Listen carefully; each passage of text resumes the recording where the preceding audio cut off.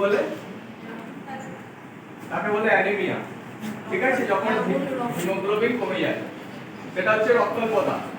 অ্যানিমিয়ার ক্ষেত্রে কি হয়, অ্যানিমিয়া আর থ্যালাসেমিয়ার বেসিক পার্থক্য হচ্ছে অ্যানিমিয়াতে রক্তটা তৈরি হয় কিন্তু তাড়াতাড়ি ওটা নষ্ট হয়ে যায়। যেমন আমরা জানি আরবিসির আয়ুকাল হচ্ছে 120 দিন, এটা তাড়াতাড়ি নষ্ট হয়ে যায়।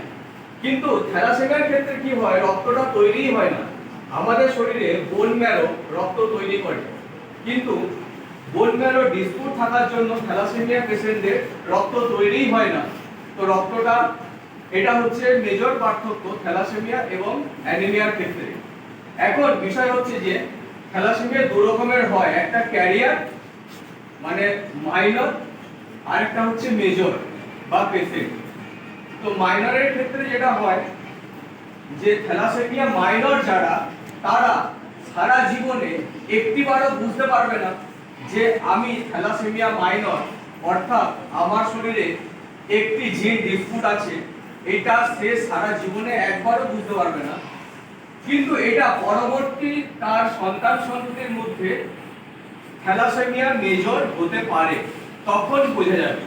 তো থ্যালাসেমিয়া মাইনরের বিষয়টা হচ্ছে এরকম যে জিন বা ক্রোমোজোম আমাদের শরীরে সবসময় জোড়ায় জোড়ায় থাকে, মাধ্যমিকে আমরা পড়েছি। তো যখন একটা জিন ডিসপুট থাকে তখন আরেকটা জিন তার কাজটা চালিয়ে নেয়, এটা হচ্ছে থ্যালাসেমিয়া মাইনর বা থ্যালাসেমিয়া ক্যারিয়ার। তো এদের ক্ষেত্রে তার সারা জীবনে কোনো রকম সমস্যার সম্মুখীন হয় না তারা। কিন্তু দেখা যায় যদি বাবা এবং মা দুজনেই ক্যারিয়ার হয়, সেক্ষেত্রে সন্তান সন্ততি সে থ্যালাসেমিয়া মেজর বা থ্যালাসেমিয়া পেশেন্ট হতে পারে, সেটা আগে থেকে বোঝা যাবে না। যখন বোঝা যাবে, যখন তার বয়স 2 থেকে 3 বছর হবে, তখন বোঝা যাবে যে থ্যালাসেমিয়া মেজর বা থ্যালাসেমিয়া পেশেন্ট। তারপর তার আর কিছু করার থাকবে না, কারণ থ্যালাসেমিয়া রোগের এখনো পর্যন্ত কোনো ওষুধ বা মেডিসিন আমাদের এখানে তৈরি হয়নি। কিছু কিছু যেগুলো অপারেশন হচ্ছে, যেটা হচ্ছে বোন ম্যারো ট্রান্সপ্লান্ট, যেটা বোন ম্যারো চেঞ্জ করা হয়, এরপর জিন থেরাপি, এটা দু ধরনের চিকিৎসা এখন চলছে, কিন্তু এগুলো এতটাই খরচ সাপেক্ষ যে মধ্যবিত্তর ক্ষেত্রে এটা করা সম্ভব নয়। সেই জন্য থ্যালাসেমিয়া পেশেন্ট, থ্যালাসেমিয়া শিশুর যদি একটা জন্ম হয়ে যায় বাই চান্স, তাহলে সেক্ষেত্রে এর পরে আর কিছু করার থাকবে না।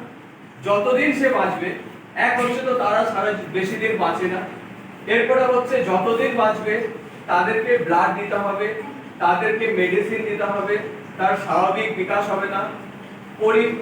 পরিবারের প্রত্যেকটা লোকের সব সময়ই তাকে নিয়ে সেইভাবে চলতে হবে। সে এককভাবে কিছু করতে পারবে না।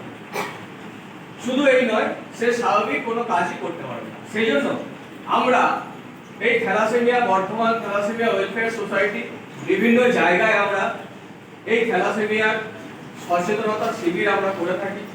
এটা একটাই বিষয় যে বিবাহের পূর্বে একটি মাত্র ব্লাড টেস্ট, এটা নরমাল একটা যেরকম